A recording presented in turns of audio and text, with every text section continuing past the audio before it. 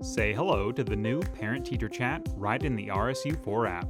See district and school news and events, and now access classroom-specific announcements and parent-teacher chat. Tap Allow Notifications to ensure you receive notifications from the school.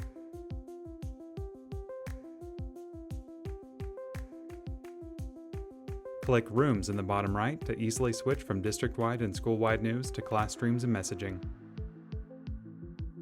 Once logged in, you can access your students' classes. In the menu, you'll see that class's stream, assignments, and messages. The class stream is where you'll find updates from each teacher with their announcements and upcoming assignments. Send a message to the class teacher by clicking the plus button and selecting their name.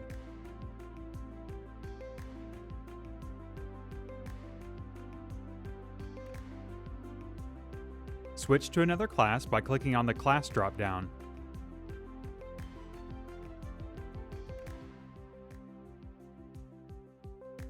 Click on another student to see their classes. Click School App on the bottom right while in Rooms to switch back to district and school news and events. Say hello to Parent-Teacher Chat.